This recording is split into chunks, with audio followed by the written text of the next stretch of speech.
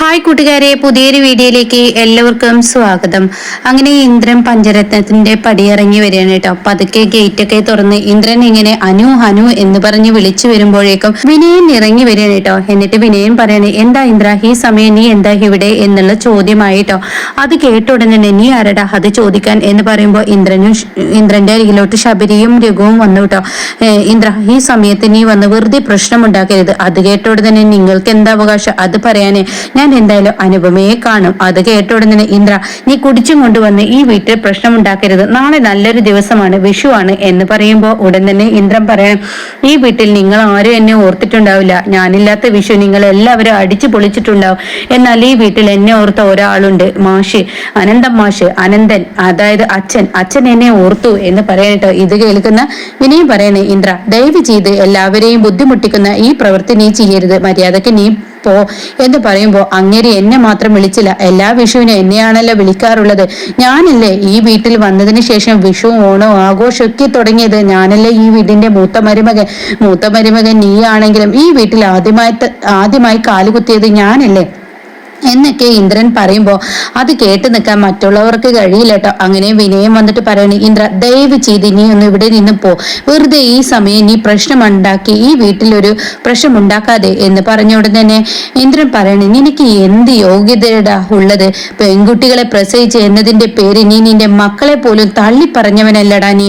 അങ്ങനത്തെ നീ ഇപ്പോ ഈ വീട്ടിൽ വന്ന് കയറിയിട്ടുണ്ടെങ്കിൽ ഇതിനൊക്കെ നിനക്ക് ഒത്താശ ചെയ്തു തന്നിരിക്കുന്നത് ഈ നിൽക്കുന്ന രഘുവും ശബരിയും എല്ലാവരും കൂടിയാണല്ലോ. ഇവനല്ലേ ഇവിടുത്തെ കാരണവർ, ഇവനല്ലേ ഇവിടുത്തെ കാര്യങ്ങളൊക്കെ തീരുമാനിക്കുന്നു. എന്ന് എന്റെ കാര്യം മാത്രം ഇവൻ എന്താ തീരുമാനിക്കാതിരുന്നത്?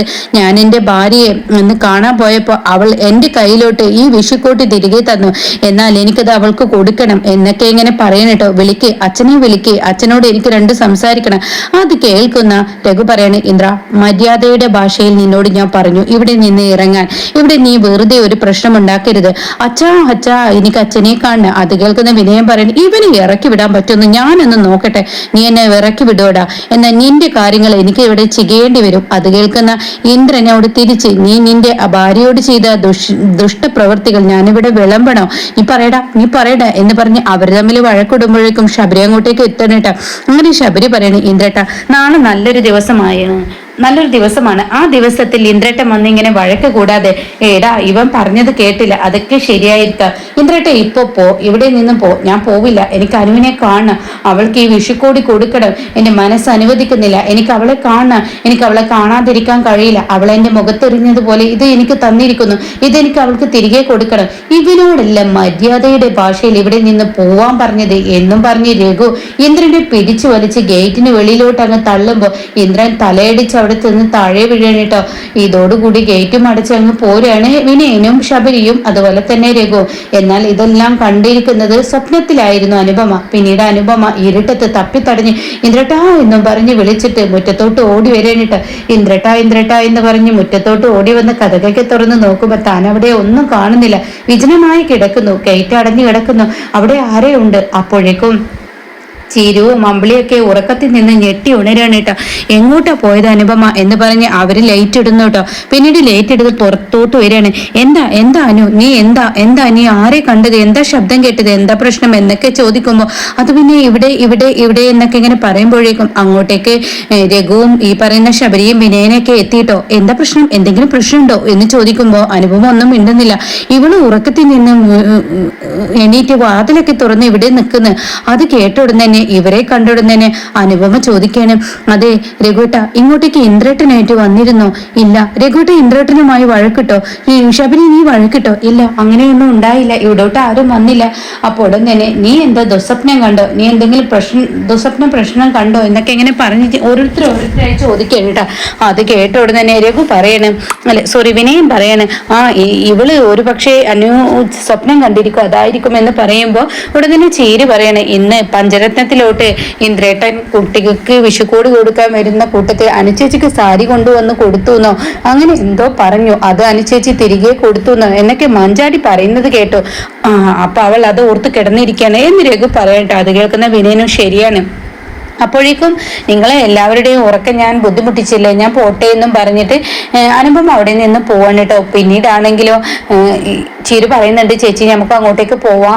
അപ്പോൾ ഉടനെ തന്നെ ചിരു അവരോട് പറയുന്നുണ്ട്, നിങ്ങൾ എന്തായാലും ഇവിടെ ഇങ്ങനെ നിൽക്കണ്ട, എന്തായാലും പെട്ടെന്ന് നിങ്ങൾ കിടന്നുറങ്ങാൻ നോക്കി കഴിഞ്ഞാൽ അധികം നേരമില്ല വിഷുക്കണി കാണാൻ, അതുകൊണ്ട് ഉറക്കത്തിൽ നിന്ന് എണീക്കാൻ കഴിയില്ല, പെട്ടെന്ന് പോകും എന്നൊക്കെ പറയുമ്പോൾ അത് ഞങ്ങൾ ചെയ്തോളാം എന്ന് പറഞ്ഞ് അവർ നിൽക്കുന്നുണ്ട് കേട്ടോ. പിന്നീട് അമ്പിളി വിളിച്ചും കൊണ്ട് പോവാണ് ചിരു, നമുക്ക് അവരെ സമാധാനിപ്പിക്കാം എന്ന് പറഞ്ഞ് അവർ പോകുന്നുണ്ട് കേട്ടോ. ഈ സമയമാണെങ്കിലോ വിനയം പറയാണ്, ഉറക്കത്തിൽ അത് തന്നെ ആലോചിച്ച് കിടന്നത് കൊണ്ടുള്ള ആ ഒരു പ്രശ്നമാണ് എന്ന് വിനയം പറയുന്നുണ്ട് കേട്ടോ. പിന്നീടാണെങ്കിൽ പിറ്റേ ദിവസം രാവിലെ എല്ലാവരും വിഷുക്കണി കണ്ടിരിക്കുകയാണ്. വിഷുക്കണി കാണുന്നു.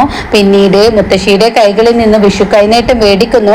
അങ്ങനെ വലിയ സന്തോഷം തന്നെ മക്കൾക്കിടയിൽ. പഞ്ചരത്നത്തിൽ എല്ലാവരും ഒന്നടക്കം എല്ലാവരും സന്തോഷിക്കുമ്പോൾ ആരും തൻ്റെ അമ്മയെക്കുറിച്ച് ഓർക്കുന്നില്ല, അമ്മയുടെ ഫോട്ടോയുടെ മുന്നിൽ വരുന്നില്ല. എന്നാൽ മാഷ് അവിടെ നിന്ന് ലക്ഷ്മിയുടെ മുന്നിലോട്ട് പോയി തൻ്റെ മക്കളെ ഇങ്ങനെ തിരിഞ്ഞു നോക്കുന്നുണ്ട്. പക്ഷെ ലക്ഷ്മി ആരും ഓർക്കുന്നില്ല, ലക്ഷ്മി ആരും ചിന്തിക്കുന്ന പോലുമില്ല. എല്ലാവരും ഈ മുത്തശ്ശിയുടെ കൈകളിൽ നിന്നും വിഷു കൈനീട്ടം മേടിക്കാനുള്ള ആ തത്രപ്പാടായിരിക്കൂട്ടെ. അങ്ങനെ അനന്തം മാഷിന്റെ കണ്ണിൽ നിന്ന് ചോരത്തുള്ളികൾ പൊടിയുന്നത് പോലെ ലക്ഷ്മി സമ്പാദ്യം വന്നപ്പോൾ നമ്മുടെ മക്കൾക്ക് നമ്മളെ വേണ്ടാതായി എന്ന അർത്ഥത്തിൽ ഇങ്ങനെ അനന്തം മാഷ് നോക്കുന്നു കേട്ടോ. പിന്നീടാണെങ്കിലോ അടുത്ത വിഷുക്കോടി പ്രതിഭയുടെ വീട്ടിലാണ് കാണിക്കുന്നത്. അങ്ങനെ പ്രതിഭയുടെ അച്ഛനും അമ്മയൊക്കെ സത്യനെ ഇങ്ങനെ വിഷുക്കണിയൊക്കെ കാണിച്ചു കൊടുക്കുകയാണ്. അങ്ങനെ വിഷുക്കണിയൊക്കെ കാണിച്ച് വിഷുക്കോടിയൊക്കെ കൊടുത്ത് പിന്നീട് സത്യനോട് പറയാണ് പ്രതിഭയുടെ അമ്മ, എന്തായാലും സത്യ, നീ എൻ്റെ മകളെ കല്യാണം കഴിച്ചില്ലായിരുന്നെങ്കിൽ ഈ വിഷു ഞങ്ങൾക്ക് കണ്ണീരിന്റെ വിഷുവായി മാറിയിരുന്നു. അത് നിങ്ങളുടെ തോന്നലാണ്. നിങ്ങളുടെ മകൾ പ്രതിഭ ഉള്ളോടത്തോളം നിങ്ങൾക്ക് അങ്ങനെ കണ്ണീരൊന്നും വരത്തില്ല. നിങ്ങളുടെ മകൾ പ്രതിഭ അങ്ങനെയാണെന്ന് പറയണ്ട. അപ്പൊ അത് കേൾക്കുന്നത് കൂടി അവിടെ വലിയൊരു സന്തോഷം തന്നെ ആവാണ്. ഇതേ സമയം പ്രതിഭ ചോദിക്കാണ്, അച്ഛാ സത്യത്തിൽ ഞാനൊരു കാര്യം ചോദിക്കട്ടെ, അച്ഛനാണ് ഞങ്ങളുടെ കല്യാണം നടക്കാൻ വേണ്ടി ഇന്ദുവും സത്യേട്ടനും ആയിരുന്നല്ലോ കല്യാണം നടത്തേണ്ടത്. അച്ഛൻ എന്തെങ്കിലും കൃത്രിമങ്ങൾ ചെയ്യേ, എന്തെങ്കിലും ഉടായ്പ പരിപാടികൾ ചെയ്യേ അച്ഛൻ ചെയ്തിട്ടുണ്ടോ? അത് കേൾക്കുന്ന പ്രതിഭയുടെ അച്ഛൻ സുധനൊന്ന് ഞെട്ടിയിട്ടോ. ഈശ്വര, താൻ മറച്ചു വെച്ചിരിക്കുന്ന സത്യം തന്റെ മകളുടെ വായിൽ നിന്ന് തന്നെ പുറത്തു വീണിരിക്കുന്നു. ഇത് കേൾക്കണ്ട, എന്താ മോളെ നീ ഇങ്ങനെയൊക്കെ പറയുന്നത്? ദേ ഉറക്കത്തിൽ പോലും ഇങ്ങനെയുള്ളൊന്നും പറയരുത് കേട്ടോ, ഇങ്ങനെയൊന്നും പറയാൻ പാടില്ല, നിങ്ങൾ സദ്യ വിളമ്പിക്കേ എന്നും പറഞ്ഞിട്ട് വാ സത്യ നമുക്ക് അങ്ങോട്ടേക്ക് ഇരിക്കാം. അങ്ങനെ സത്യൻ ഇങ്ങനെ സുധനെ പിടിച്ചിരുത്തുന്നൊക്കെ ഉണ്ട് കേട്ടോ. അങ്ങനെ സുധൻ ഇങ്ങനെ ടേബിളിൽ ഇരിക്കുന്ന സമയത്താണ് ഇവര് പ്ലേറ്റുമായി വരുന്നത്. അങ്ങനെ സുധൻ പറയാണ്, ദേ ഇപ്പോഴത്തെ ആളുകളെല്ലാം സദ്യ ഹോട്ടലിൽ നിന്നാണ് മേടിക്കുന്നത്, ആ ഒന്നോ രണ്ടോ ആളുകൾക്കല്ലേ ഭക്ഷണം വെച്ചുണ്ടാക്കുന്നത് എന്ന് സത്യൻ പറയണേ. എല്ലാവർക്കും അത് തന്നെ നല്ലത്. അപ്പോൾ ഉടനെ സുധൻ പറയണേ, ഒന്നോ രണ്ടോ ആളുകൾക്ക് വെച്ചുണ്ടാക്കുന്നതും 10 ആൾക്ക് വെച്ചുണ്ടാക്കുന്നത് ഒരുപോലെ തന്നെയാണ്. അതുകൊണ്ടാണ് ആളുകൾ വിഷു സദ്യയൊക്കെ പുറത്തു നിന്നും മേടിക്കുന്നത്. അപ്പോഴേക്കും അവിടോട്ട് പ്രതിഭയുടെ അമ്മയെ എത്തിയിട്ടോ. പ്ലേറ്റ് ഒക്കെ ഇങ്ങനെ ഇട്ട് തുടങ്ങുമ്പോൾ സുധൻ പറയണേ, എന്നാലും ഞാൻ എൻ്റെ ഭാര്യയോട് പറഞ്ഞു തീർച്ചയായും ഈ വിഷു സദ്യ ഈ വീട്ടിൽ തന്നെ വേണമെന്ന്. അതുകൊണ്ട് സത്യ നമ്മുടെ വീട്ടിലുള്ള ഭക്ഷണം തന്നെയാണ് കേട്ടോ നമ്മൾ കഴിക്കുന്നത്, ധൈര്യത്തിൽ കഴിക്കുക എന്ന് പറയുമ്പോൾ സത്യനൊരു ചിരിയൊക്കെ ചിരിച്ചു കേട്ടോ. പിന്നീട് അടുത്ത കണി കാണുന്നത് അർഷയുടെ വീട്ടിലാണ്. അർഷയുടെ വീട്ടിൽ കണിയൊക്കെ കാണൽ കഴിഞ്ഞ് ഇന്ദ്രനും ഈ പറയുന്ന രവിയും കൂടി ഒരു സൈഡിലോട്ട് മാറി 2 ഗ്ലാസ് ഒക്കെ കുടിച്ചു തുടങ്ങണം കേട്ടോ. ഇതിന്റെ സുഖം വേറെയാണ്. വിഷുകണി കണ്ടു കഴിഞ്ഞാൽ ഇത് 2 കുടിക്കണം. സ്കോച്ചൊക്കെ കുടിച്ചു കഴിഞ്ഞാൽ അതിൻ്റെതായ ഒരു ലെവലാണ്.